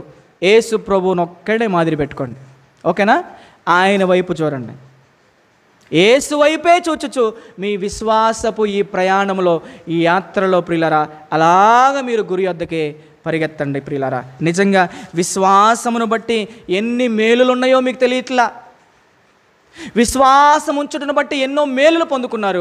అవిశ్వాసముతో ఉండి ఎన్నో నష్టాల్లోకి వెళ్ళిపోయిన వారు కూడా ఉన్నారు బైబిల్లో. అన్నీ చెప్పడానికి సమయం కాదు కదా. దేవుని చిత్తమైతే మరొక అవకాశం దేవుడు నాకు అనుగ్రహిస్తే మరికొన్ని విషయాలు మీకు నేను తర్వాత మీకు ఈ విశ్వాసం గురించి చాలా విషయాలు మీకు తెలియజేస్తాను ప్రియులారా. ఏమంటే యోబుకున్న విశ్వాసం మీకు తెలుసు కదా. ఎంతటి విశ్వాసం అండి యోబు గారికి, ఎంత విశ్వాసం. ఇది చెప్పుకొని ప్రార్థన చేసుకుంది. ఎంత విశ్వాసం యోబు గారికి, దేవుడి మీద ఉన్న ఎంత విశ్వాసం, ఎంత నమ్మకం. సమస్తాన్ని ఒక్క దెబ్బతో సాతానుడు తీసేశాడు. ఏం చేశాడు చివరికి యోబు గారు? దేవుడు నాకు అన్యాయం చేశాడు అన్నాడా? దేవుడు నాకు అన్యాయం చేశాడు, దేవుడు నన్ను చిన్న చూపు చూశాడు, దేవుడు నన్ను మర్చిపోయాడు, ఏం దేవుళ్ళే అన్నాడా? నేను ఎంతో విశ్వాసంగా ఉంటే, నేను ఇంత నమ్మకంగా ఉంటే దేవుడు నాకు ఇటు చేస్తాడా అని అనలేదంట. ఏం చేశాడు మరి? తల విరజెంపుకున్నాడు, బట్టలు చింపేసుకున్నాడు, బూడిద గోనె పట్ట వేసుకున్నాడు, బూడిద పోసుకున్నాడు. ఒకటే అన్నాడు, ఇదిగో ఈ పశువులు, ఈ మందలు, ఈ పనివాళ్ళు, నా పిల్లలు యెహోవాయే ఇచ్చాడు, యెహోవాయే తీసుకున్నాడు, యెహోవా నామమునకే స్తుతి కలుగునుగాక. నేను ఈ లోకంలోనికి దిగంబరిగానే వచ్చాను, తిరిగి మరలా దిగంబరిగానే నేను వెళ్ళాలి. అబ్బా ఎంత మంచివాడండి యోబు. నిజంగా ఎంత జీవిత పరమార్థాన్ని, జీవిత సత్యాన్ని తెలుసుకొని బ్రతికాడు కదా. యోబుకున్న విశ్వాసం సామాన్యమైన విశ్వాసం కాదు. ఆస్తులు పోయినా, అంతస్తులు పోయినా, కుమారులు పోయినా, చివరికి భార్య వచ్చి దేవుణ్ణి దూషించి నువ్వు మరణం కమ్మన్నప్పటికీ కూడా, శరీరం అనారోగ్యంతో వ్యాధిగ్రస్తుడైపోయిన మరణ పడక మీద పడి ఉన్నా కూడా దేవుని మీద ఉన్న అచంచలమైన స్థిరమైన బలమైన విశ్వాసాన్ని మాత్రం విడిచిపెట్టల. యోబు స్నేహితులు కూడా వచ్చాడు, అడిగారు, యోబా నువ్వేదో పాపం చేసి ఉంటావురా, దయచేసి ఒప్పుకోరా, అందుకే దేవుడు నీకు రోగం పెట్టుంటాడు అంటే, ఒరే నేనే పాపం చేయలేదని అంటాడు వాడితో. యోబును గురించి యుక్తముగా మాట్లాడేది కాబట్టి దేవునికి కోపం వచ్చిందంట. తన స్నేహితులు యోబును గురించి మంచిగా మాట్లాడలేదని దేవుడు కోపం వచ్చిందంట. అప్పుడు యోబుని పిలిచి, యోబా నీ ఫ్రెండ్స్ నీ గురించి మంచిగా మాట్లాడలేదురా, ఇప్పుడు నేను వాళ్ళని చంపేయాలనుకుంటున్నా, నువ్వు వాళ్ళ కోసం ప్రార్థన చేస్తే నేను వాళ్ళని కాపాడుతా అంటాడు 42వ అధ్యాయంలో యోబు గ్రంథం. ఎవరు ప్రార్థన చేస్తే? వాళ్ళే యోబును మాట్లాడారు, తప్పు చేసేవేదో ఒప్పుకోరని. అంటే యోబును గురించి వాళ్ళు తప్పుగా మాట్లాడారు, దేవుని కోపం వచ్చిందంట. అప్పుడు దేవుడు వచ్చి, యోబు నువ్వు ప్రార్థన చేస్తే నేను వాళ్ళని కాపాడుతాను రా, నువ్వు ప్రార్థన చేస్తే వాళ్ళని రక్షిస్తాను అంటాడు. చూడండి ప్రియులారా, అంత భక్తిగా మనం అందరం బతకాలి. క్రైస్తవ్యం అంటే, భక్తి చేయడం అంటే నీళ్ళల్లో పాలు పాలలో నీళ్లు కలిసిపోవడం కాదు, ఒక ప్రత్యేకమైన జీవితాన్ని జీవించాలి. నువ్వెంత భక్తి బతికినా నీ భక్తిని ఈ లోకం గుర్తించదని చెప్పి బతకండి, ఓకేనా? నువ్వెంత మంచివాడిగా మంచిదానికి బ్రతికినా నువ్వు మంచోడు అంది లోకం, అయినా బ్రతకాలి దేవుడి కోసం. నువ్వు ఎన్ని నీతి కార్యాలు చేసినా, ఎన్ని ధర్మ కార్యాలు చేసినా నువ్వు చేసేవన్నీ ఎవరు అనరు, అనుభవిస్తారు, ఏం చేశాడు అంటారు. అయినా కూడా విశ్వాసంలో తొలగిపోకూడదు, ఓకేనా? మీరందరూ మనమందరం ఇలా ఉండాలని మనస్ఫూర్తిగా కోరుకుంటూ నా మాటలు ముగిస్తున్నాను. పరిశుద్ధ ప్రేమ నమ్మకం కలిగిన మా ప్రియ పరలోకపు తండ్రి, మీ పరిశుద్ధమైన ఉన్నతమైన ఘనమైన నామానికి స్తోత్రాలు ప్రభువా. ఇదిగో నాయన, మీ ప్రియులుగా మా ఆత్మీయ బిడ్డలుగా నాయన అయా బాప్తీసం తీసుకొని నీకు కుమారులుగా కుమార్తెలుగా స్వీకరించబడి ప్రతి పునరుద్ధాన ఆదివారము ఈ పరిశుద్ధ ఆదివారం ఆరాధనలో ప్రభువా నీ బిడ్డలు పాల్గొని నీ మాటలు వింటూ ఉండగా ప్రభువా నీ బిడ్డలైన వారందరినీ మీరు జ్ఞాపకం చేసుకోండి. బాప్తీసం తీసుకున్న మేమందరం కూడా ఇదిగో నాయన ఈ ఆత్మ ఫలాలు ఫలించవలసిన వారమై ఉన్నాం ప్రభువా. ఈ ఫలాలను మీరు మా యొద్ద నుంచి కోరుకుంటున్నారు, ఆ ఫలాలను మేము ఫలించి ప్రభువా నీకు ఇవ్వాలి. శ్రేష్టమైన ద్రాక్ష ఫలాలు మేము ఫలించాలి, కానీ కారు ద్రాక్షలు మేము కాయకూడదు ప్రభువా. ప్రేమ అనే ఫలాన్ని మేము ఫలించి ప్రభువా అది మీకు ఇచ్చేవారుగా మేము ఉండాలి. సంతోషం అనే ఫలాన్ని మేము ఫలించి అది మీకు ఇచ్చేవారుగా మేము ఉండాలి. సమాధానం అనే ఫలాన్ని కూడా ప్రభువా మేము ఫలించాలని నువ్వు కోరుకుంటున్నావు ప్రభువా. ఆ ఫలాన్ని కూడా మేము ఫలించి నీకు ఇచ్చేవారుగా మీరు మమ్మల్ని సిద్ధపరచండి నాయన, మమ్మల్ని బలపరచండి నాయన, నీ వాక్యము ద్వారా మమ్మల్ని స్థిరపరచమని కూడా ప్రార్థన చేస్తున్నాం అయ్యా. అదేవిధంగా అయ్యా దీర్ఘశాంతం అనే ఆ ఫలాన్ని, నా తండ్రి దయాళత్వం అనే ఆ ఫలాన్ని, మంచితనం అనే ఆ ఫలాన్ని, ఇదిగో ఈరోజు మీరు మాట్లాడిన ఈ మాటలు విశ్వాసం అనే ఈ ఆత్మ ఫలాన్ని కూడా ప్రభువా మేము ఫలించి అది నీకు ఇచ్చేవారంగా అయ్యా మేము బహుగా ఫలించడం ద్వారా ప్రభువా నీవు మహిమపరచబడతామని మీరు వాక్యంలో సెలవిచ్చినట్లుగా అయ్యా మేమందరం కూడా ఈ ఆత్మ ఫలాలు ఫలించే కృప అట్టి ధన్యత మా అందరికీ మీరు అనుగ్రహించమని చెప్పబడిన ప్రతి మాట నీ బిడ్డలమైన మా అందరి జీవితాల్లో అవి 30 60 100 మంచి నేలను పడిన విత్తనాల వలె అవి మొక్కలై చెట్లై మహావృక్షాలై తగిన కాలమందు ఫలమిచ్చే చెట్లుగా ఉండే కృప దయచేయమని యేసు నామమున ఈ ప్రార్థన మనవులు మీకు సమర్పించి అడిగి వేడుకొని ప్రార్థించుకొనుచున్నాము తండ్రి, ఆమేన్. మరి ఇంతటితో వాక్యం ముగించబడింది కాబట్టి దయచేసి అందరూ లేచి నిలబడదాం. ఒక పాట పాడుకుంటూ మనం పరిశుద్ధుల అక్కర్ల కొలదైన కానుకలు మనం సమర్పించుకుందాం. దయచేసి అందరు లేచి నిలబడండి, ఒక పాట పాడుకుందాం దయచేసి. అయ్యా వందనాలు.